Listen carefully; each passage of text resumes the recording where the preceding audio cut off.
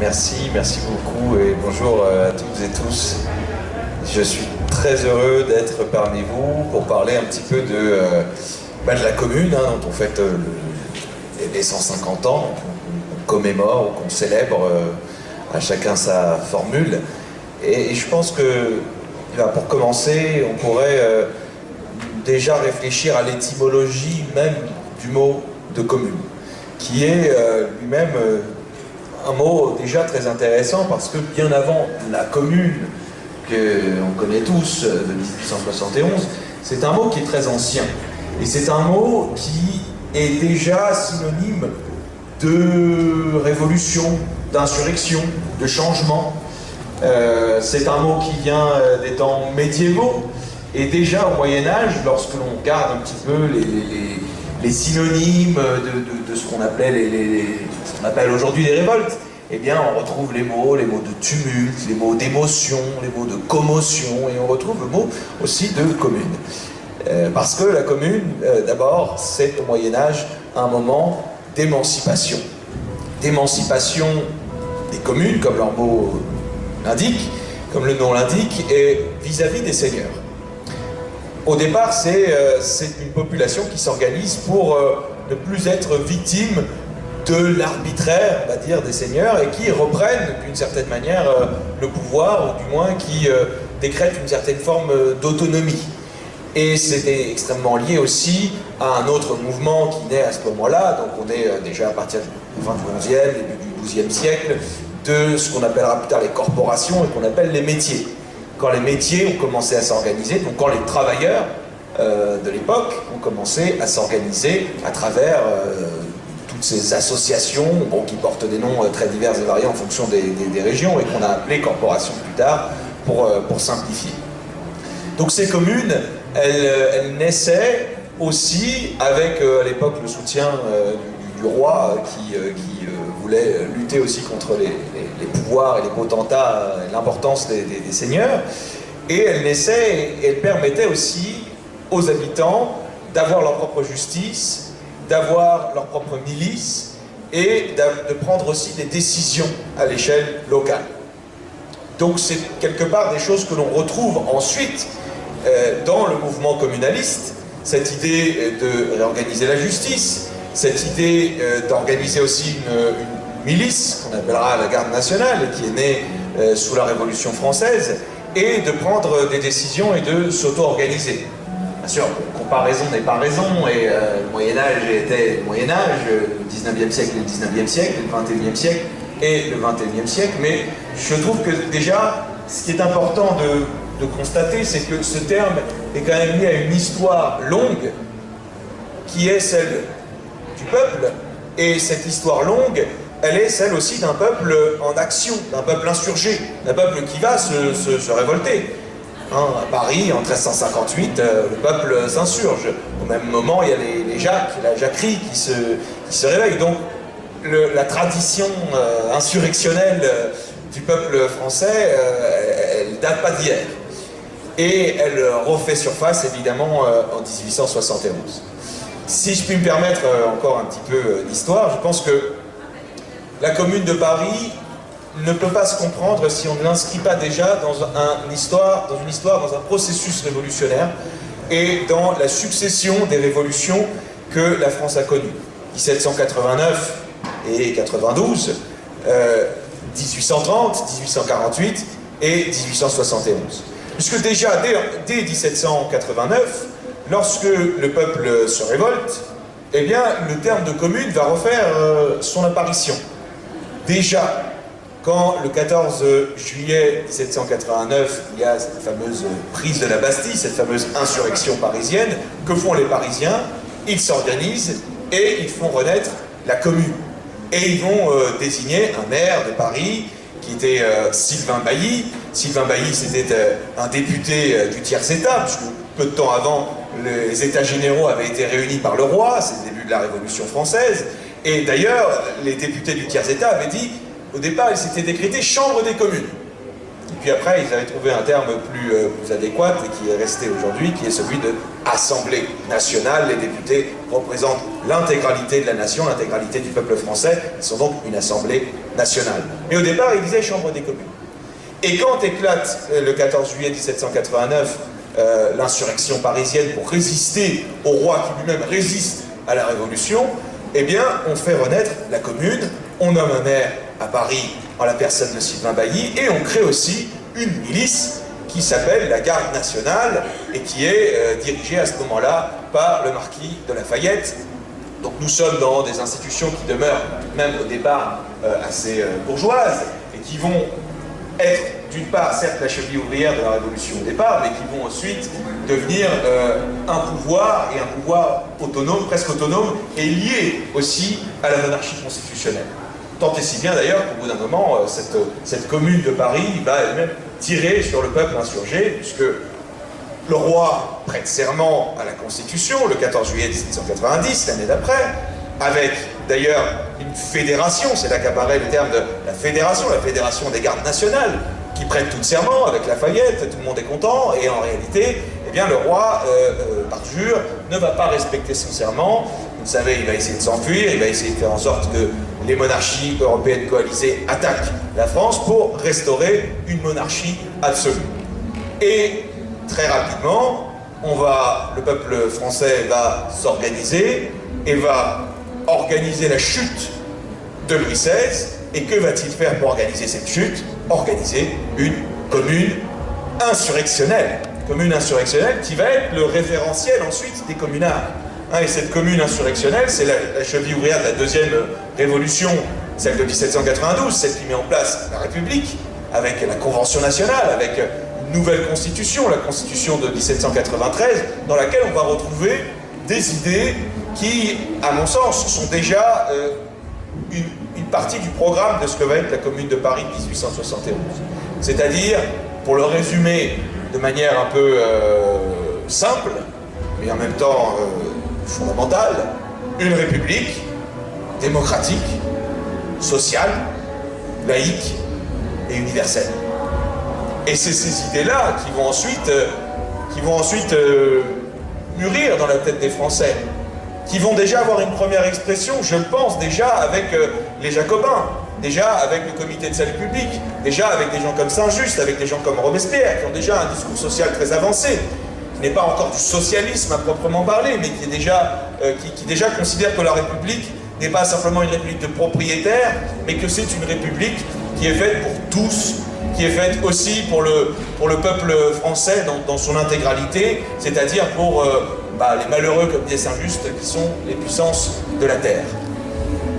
Et qui, donc, ce comité de salut public, qui connaît une contre-révolution, la chute de Robespierre et l'avènement du Directoire, c'est-à-dire une nouvelle constitution, 1795, quelque chose de beaucoup plus, un suffrage censitaire réservé aux propriétaires, toute référence au droit naturel de l'homme, à l'existence, disparaissent. Et ce directoire va durer 5 ans, ne va pas tenir, ça va être une succession de coups d'État en réalité, jusqu'au coup d'État final, celui du 18 Brumaire de Napoléon. Vous connaissez la suite, 15 ans d'empire, l'empereur est renversé, ensuite une monarchie parlementaire, une restauration de la monarchie de départ avec les frères de Louis XVI, Louis XVIII et Charles X, qui sont eux-mêmes de nouveau renversés en 1830, Charles X est renversé en 1830 par une révolution dans laquelle la Garde nationale, cette milice, joue un rôle, et elle joue un rôle à chaque fois dans toutes les révolutions. C'est donc important de comprendre qu'on avait pensé à une organisation aussi du peuple en armes. Alors, en fonction des régimes, ce peuple en armes, il est plus ou moins bourgeois ou plus ou moins populaire. Sous la Convention nationale, on avait ouvert la Garde nationale à des éléments plus populaires. Sous les monarchies parlementaires, on a une Garde nationale beaucoup plus bourgeoise.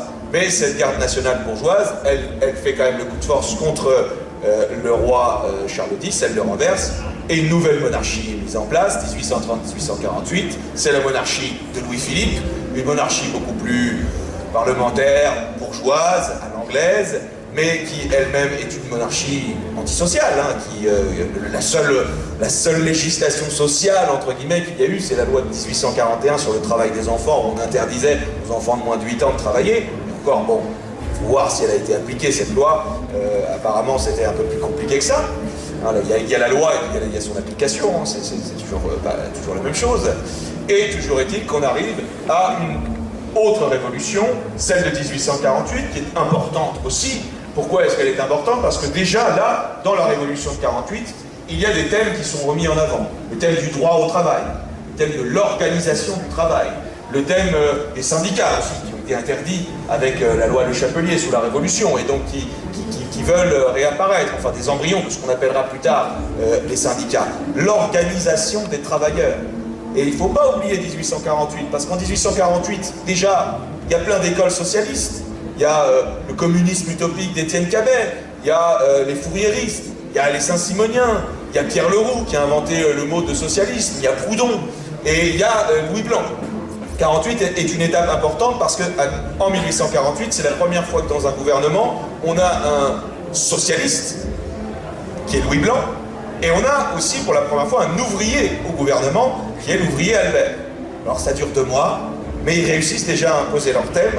C'est d'ailleurs le rapport de force qui leur permet d'imposer leur thème. C'est les ouvriers qui sont place de grève, donc la place qui est devant l'hôtel de ville, et qui disent « Nous voulons le droit au travail et on veut aussi des gars à nous, en fait, dans le gouvernement. » C'est-à-dire Louis Blanc, c'est-à-dire l'ouvrier Albert, qui peut-être au moment où on appelle son nom était déjà encore en train de se battre sur une barricade, qui tout d'un coup sort des entrailles du peuple d'une certaine manière et imposé.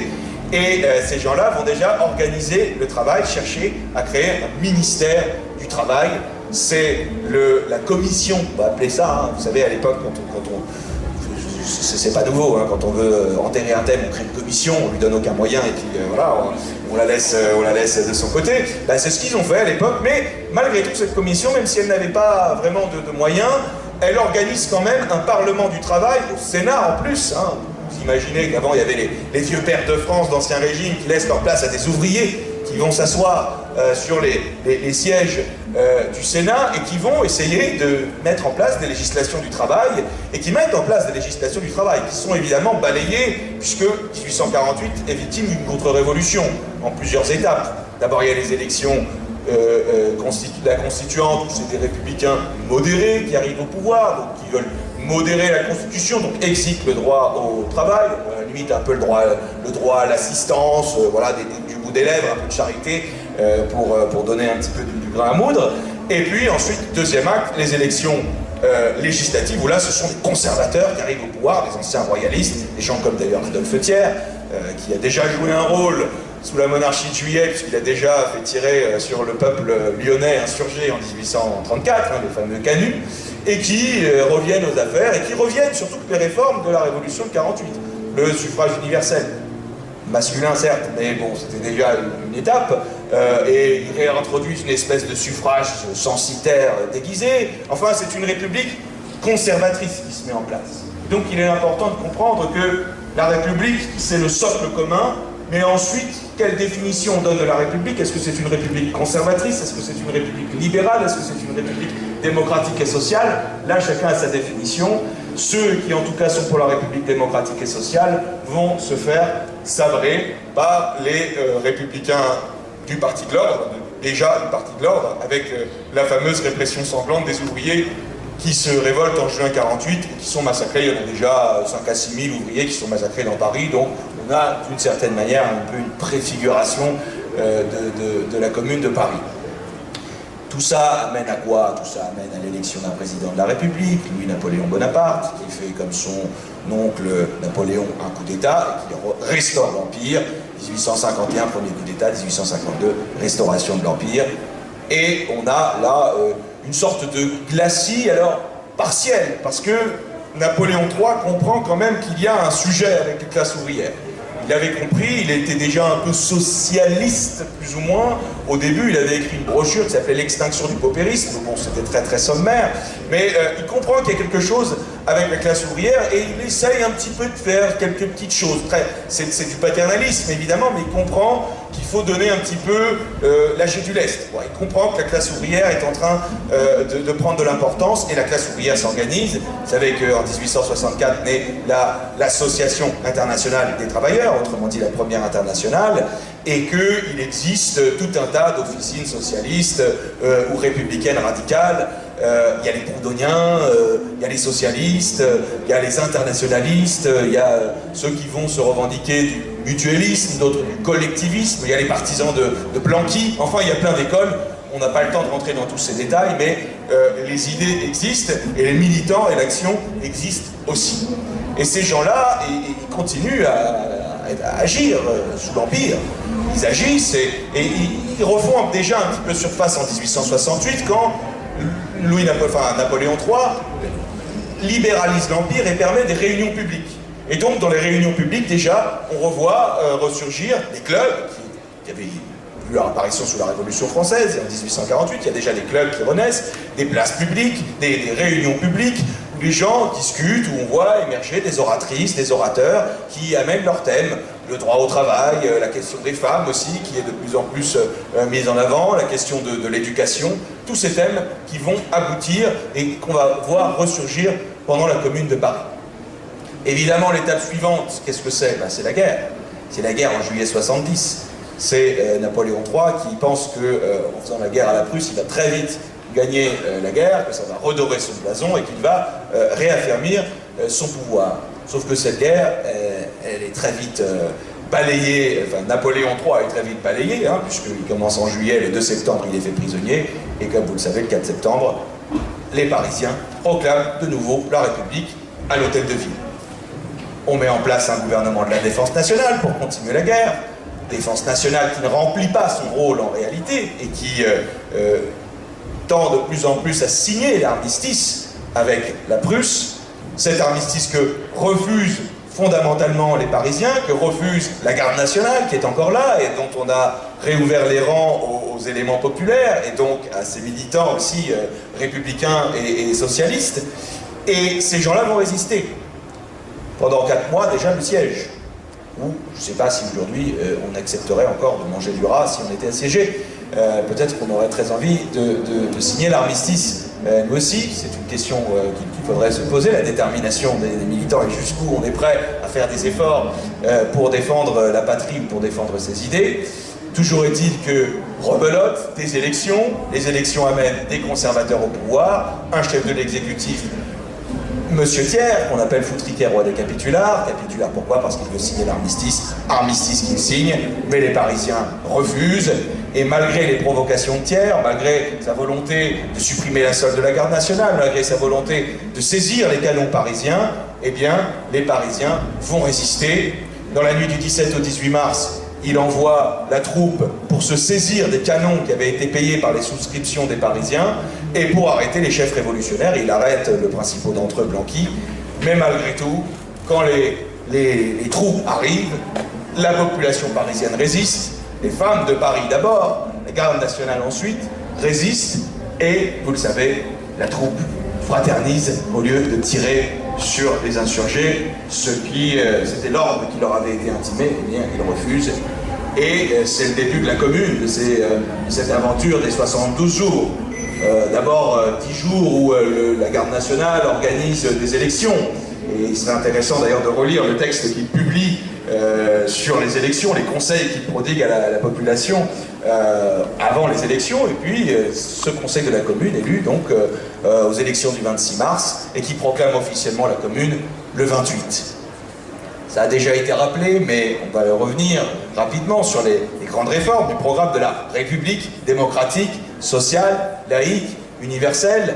Elle est d'abord effectivement démocratique, parce qu'on a une conception radicale de la démocratie, parce qu'on considère que, certes, peut-être il faut un peu de souveraineté nationale, certes il faut des représentants, mais il faut aussi une souveraineté populaire, il faut aussi une participation des gens dans les clubs, dans les organisations politiques, et qui puissent faire aussi pression, exercer des pressions sur le gouvernement, si le gouvernement, comme disait la Constitution de 93, quand le gouvernement viole les droits du peuple, l'insurrection est le plus sacré des devoirs. Eh bien, c'est ça, cette idée un peu de résistance à l'oppression, et cette idée mise en avant du mandat impératif, hein, qui est toujours une idée en vogue aujourd'hui. Donc ça fait partie du programme des communards. Une vraie république démocratique. Une république qui doit être aussi une république sociale. Et c'est pour ça qu'il y a toutes ces législations sociales. On parle on a des idées de salaire minimum. Déjà, on réfléchit sur le temps de travail. Le travail de nuit est interdit chez les boulangers, par exemple, pour quelques législations sociales qui existent. On réquisitionne les logements vacants pour loger les indigents ou les victimes de la guerre. On réquisitionne les ateliers qui avaient été abandonnés par ce qu'on appelait les francs-fileurs à ce moment-là, hein, ceux qui étaient partis, et pour en faire des associations ouvrières un peu sur le modèle déjà de ce qu'en 1848 on avait essayé de faire. Et effectivement, on a introduit déjà des idées aussi d'égalité salariale. Alors la seule qui a vraiment abouti, c'était l'égalité entre les institutrices et les instituteurs. Et vous voyez que déjà, dans l'égalité sociale, on commençait à avoir aussi des idées sur une égalité sociale entre les salaires, entre les hommes et les femmes. Tous les communards n'étaient pas forcément de grands féministes, mais il y en avait, et pas que des femmes, pas que évidemment Louise Michel, Nathalie Lemel, mais aussi les hommes étaient déjà féministes à ce moment-là. Des gens comme Varlin, par exemple, avaient cette idée qu'il fallait un droit au travail pour les femmes. Femmes d'ailleurs qui elles-mêmes s'étaient organisées, hein. Elles n'étaient pas élues à l'époque, mais elles s'étaient organisées dans des associations, l'Union des femmes pour la défense de Paris, les comités de vigilance, et elles allaient voir les délégués de la commune, le délégué au travail, Léo Frankel par exemple, pour faire pression, et pour dire le droit au travail, ce n'est pas que pour les hommes, c'est aussi pour les femmes. Et d'ailleurs, le social et le sociétal, à mon avis, ne doivent pas être distingués. Il ne faut pas faire uniquement l'un ou uniquement l'autre. Et donc, dans le sociétal, il y avait aussi l'idée de l'émancipation de la femme. On a aussi reconnu l'union libre. On avait aussi cette idée civile, aussi, une révolution qui devait être aussi sur les droits civils et sur les droits de la femme à ce niveau-là. Une révolution qui devait être aussi une révolution de la justice. Hein, vous savez, on plafonne les salaires des fonctionnaires, mais aussi on fonctionnalise certains officiers de justice. Les notaires, par exemple, ils n'étaient pas fonctionnaires. Plein d'officiers de justice n'étaient pas fonctionnaires. Donc on fonctionnarise aussi. On considère que l'intérêt général, c'est aussi la fonctionnarisation de ceux qui remplissent une fonction d'intérêt général. Et la justice, on la veut aussi, on la veut gratuite. Et une partie de la justice va être rendue gratuite par les communards. Ça, c'est aussi une révolution de la justice, c'est aussi une révolution sociale. Une révolution qui doit amener une république laïque, la séparation de l'Église et de l'État. L'école, laïque, gratuite, obligatoire, ce sont les communards qui la font avant les républicains comme Jules Ferry, qui eux, à ce moment-là, sont à Versailles. Et la séparation de l'Église et de l'État, c'est 1905, non, c'est 1871 d'abord. Ensuite, ce sera 1905.